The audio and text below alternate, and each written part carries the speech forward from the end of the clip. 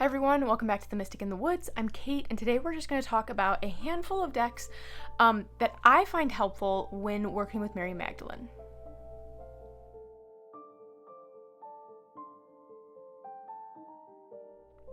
So as I've been putting together my workshop Into the Eye of the Heart, all about Mary's Gospel and the Tarot, all the details are below because it is open for registration right now. I was of course working with Mary Magdalene, and so I thought now might be the right time to put together this list while it is at the forefront of my mind. Now, this is not a long list. I have 6 decks. Oh, it is a long list. I've got 7 decks, so it's a fairly long list. In one of my last YouTube videos where I did my spring deck list, I talked about the 2 I've been using currently to work with the Magdalene, and that is the Ember and Aura Tarot, which is out of print. But if that is a deck, if you do some research and it really, really speaks to you, I'm sure there are used copies floating around, but I have no idea what they would cost. And then the Modern Hue Tarot by Ritual Planner, because this is a Rider-Waite deck with watercolors and more modern colors and things like that. And so I have also been using this one because as a tarot workshop, as a part Mary Magdalene workshop, part tarot workshop, I wanted the traditional imagery fresh in my mind as well as I've been creating it. So this is the deck I've been using for that. Now, I won't talk about these too much because if you want to go back and watch that video, you can. But I wanted to also mention the other decks I have used in the past that I do feel really kind of hold her energy for me, but of course that's going to be different for everybody. And I also always want to start these lists with you don't have to have any specific deck or even a deck at all to do this work. So don't feel like you have to go buy these things in order to do this work. But these are just the decks that I have in my collection that I like for connecting with Mary Magdalene. So I've got one more tarot deck and then oracle decks. So primarily for me, it's been the Modern Hue Tarot and the Ember and Aura Tarot. For tarot, I also have the Light Seers Tarot, and then we'll get into oracle decks. I don't actually have a good reason for this deck being on this list. I can't break it down for you and be like, here's why I feel her energy coming through this deck. Except that, and this is something we'll talk about some of these other decks as well. Mary Magdalene, her gospel, her story, for me speaks about 2 things primarily. There's lots of things, okay? There's lots and lots of things within her story and within her gospel and the whole thing, right? But for me and how I have worked with the story and the myth cyclically for myself has primarily been around spiritual autonomy and what it means to be human. And when we start to talk about autonomy in general, personal sovereignty, these kinds of things in all areas of life, this deck is one that sort of jumps out at me. I don't personally use this deck a lot. There's a little too much color saturation for me, so I don't use it a lot. And when I do, I usually use it in combination with something that has a lot less color. So my Tarot of the Abyss or something like that. Now, I do pair it with the Roots and Wings Oracle, which we're going to talk about next, because it helps to balance out that saturation of color for me. But for me, the story of Mary Magdalene, how she was shoved into the master story that the church created, and what is taught in her gospel is about personal sovereignty and human experience. And this deck has always felt like that to me, like personal sovereignty and really capturing the human experience as something that is meant to be fully experienced and fully embodied, not transcended or avoided. So I like the Light Seers Tarot for that. This deck I do use, like I said, not all that often, just because the color saturation is a lot for me. But very, very popular deck for good reason, and also mass market now, very reasonably priced. I edged mine. So mine is not the indie edition. I did this edging myself. and I was shocked that I had a marker that matched that well. All right, so let's get into oracle decks then. So the first one on the list is the Roots and Wings Oracle. This deck is one I used a lot more a couple of years ago, but the Mother Mary, Mary Magdalene, these are two stories and two beings that have been very present for me cyclically throughout my entire life. So the decks, this deck and the next deck we're going to talk about, come very much from that sort of early place of card work for me. I like this deck because the watercolors and the color themes go well with my my Ember and Aura deck, and they go well with my Modern Hue deck. So you get a lot of white light, right? But generally when people think of Mary Magdalene and start to talk about decks to work with her, people think of very light decks. So this deck though is still quite balanced. So when I use this deck mostly as a clarifier, even within working with Mary Magdalene, just as a clarifier for any other deck on the list. But you certainly can do full readings with just this deck. I think it's a very versatile deck, but I primarily use it as a clarifier for all the other decks. Now, another one that was an early deck in my collection is this one, and I was just looking at the back of it quick. Did I just show it to you guys upside down? Work Your Light Oracle. Again, this is a Hay House deck. I think that this is a pretty well-known deck. I'm just looking for some of the dates, which I can't find quickly, so it doesn't really matter. 2018, that seems right. Of course it's right. That's what the book says. It just seems right to me as far as my timeline is concerned. This deck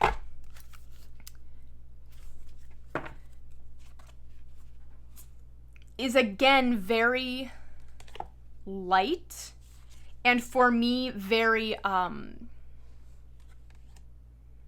spiritual path based for me. So I have used this deck as a clarifier and had good results, I think is the word I'm looking for there, with this. However, I have found this deck to be most powerful on a spiritual path type of a level. What do I need to know about my spiritual path? How do I find more autonomy within my spiritual path?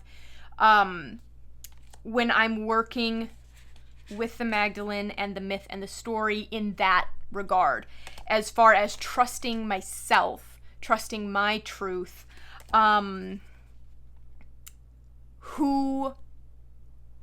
has the authority to tell me how to interact with the divine. This deck has been good for that for me. I don't particularly know why. You Are the Oracle. 44 card Oracle deck has been created to help you light up the world with your presence by working with its 5 suits, connecting with your intuition. You will be able to start living a life in alignment with who you truly are. So there's sort of 5 suits in this deck. Like I said, I won't go too into it. This deck has been around for a little while, and I think it's fairly well known. But I'm going to talk about the slightly darker aspect of Mary Magdalene in a minute, but when we talk about Mary Magdalene in the light aspect, as a being of divine light, as an ascended master within the divine light realm, especially when it comes to spiritual autonomy, self-trust, trusting my path, trusting my truth and what I feel to be true, this deck has been instrumental for me. I also very much associate Mary Magdalene with the whole line of the rose thing. We've got the roses all over. I associate her very closely with Mother Mary. When you dig into those myths enough, you get down back to Isis. So I feel all of that in this deck on the divine light side of the spectrum. Okay, so on the same level, the level of spiritual autonomy, trusting your path, trusting your truth, is Alana Fairchild's, what deck is this? Sacred Rebels. Sacred Rebels.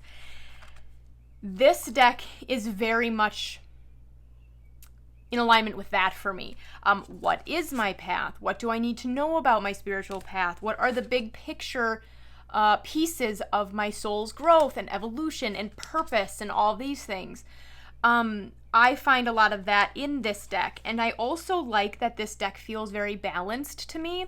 So while you have, the Work Your Light Oracle, which is very, very light, the Roots and Wings Oracle, which is fairly balanced, but still I consider very light, this deck feels a lot more balanced to me. And when I have my experience with Mary's story and her is that some of us have a tendency to kind of light wash it, like make her a being of fully divine light, where we get into that almost toxic love and light culture, where we have that like toxic bypassing issue that we can see in the community. This Oracle deck always feels a little bit more balanced to me. And when I talk about working with Mary Magdalene on the aspect of what it means to be human, and we dig into her gospel in that concept within her gospel, we aren't just looking at a fully light thing. We're looking at darkness as well. We're looking at tearing down what society has taught us to be. We're looking at taking off masks, taking down the shield of our ego, which ego is not a dirty word. I have a whole video on that planned, actually. But Mary's gospel is really about shadow work at the end of the day. It is about going into the darkness and learning to be still and finding the divine love within that darkness and loving all of it and loving all of yourself. Mary's gospel is very much about shadow work for me. And so I do see this tendency for us to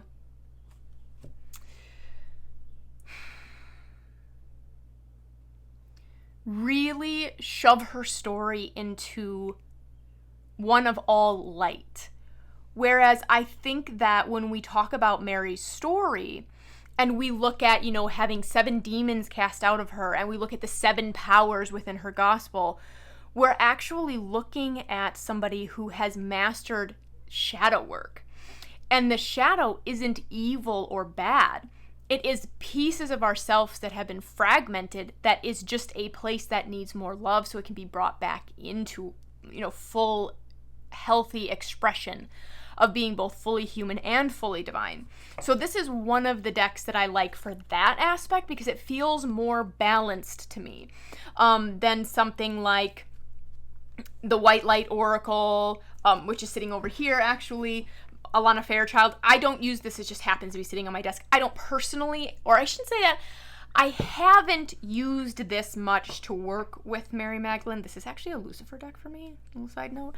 But when we look at these decks that are very, very light, which have its place and is beautiful and great, I think it's really easy for us to forget that Mary Magdalene was multidimensional. And she had mastered both the light and the dark. So this deck feels a little bit more balanced for me in that regard. Okay. So my last deck on the list is the Moon deck. So this is, it's this deck. I actually may do a full review on this deck because this is an interesting one for me that I have an interesting relationship with. The reason it's on this list, though, is again because when I am working with Mary and her story, I am also thinking about what it means to be human and live the human experience fully, as both being fully human and fully divine, as being a soul and a body, not either or. And this deck really helps you to see that divinity within the human experience for me, and how to better care for the human experience, how to better care for myself. It's kind of like a self-care deck for me, but there is a lot of goddess energy, moon energy that feels very Mary Magdalene to me. So I do like this deck as well. More of as like a daily draw maybe or something. Not so much like within a reading, although I do occasionally use it that way for other things. But so that's my last deck on the list. I think it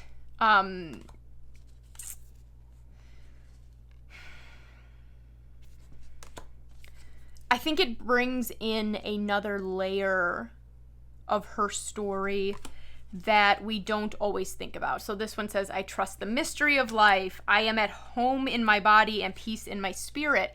That feels like Mary's gospel boiled down onto one card right here, because the other piece of Mary Magdalene's gospel is about being still enough to, in her gospel, the reason that she can see Jesus after he resurrects is because she is so still, because she has mastered that inner stillness. So, I am at home in my body, at peace with my spirit. I unleash my wildness and choose to be free. Weaver of my own reality. Her story is one so much about personal sovereignty, spiritual autonomy, what it means to be human, and this kind of holds that extra dimension, I think, of her story. So these are kind of the decks in my collection that I like for working with the Magdalene, the Gospel of Mary Magdalene, that whole myth, that whole story. But again, you don't have to have these decks or any deck to do that work. I am still looking for like the right balanced Mary deck. I haven't purchased any of the ones that are based completely on her, as I just haven't really felt pulled to them. I know Megan Watterson has one coming out. This is like right now it's June of 2023, and I think it comes out in July. So I have been considering purchasing that one and giving that a try. Because I love Megan Watterson's work. Her Divine Feminine Oracle is one of my favorite decks, and her book Mary Magdalene Revealed is one of my favorite books. So I'll probably end up purchasing that one to at least give it a try. But these are the decks I currently like for working within this this particular story and with this particular being. And again, my workshop is open for enrollment right now. If you're watching this as it comes out, all the details for that are at the link below. We're going to be going through 4 modules to work through the Gospel of Mary, work with Mary in meditation, talk about various tarot cards as new windows into the Gospel, and also so that Mary's Gospel can give us new windows into those cards. We're going to meet live a couple of times. All the details are below. We start June 25th, so that will be the last day to join. But I hope that you liked this video, and I will see you in the next one. Bye.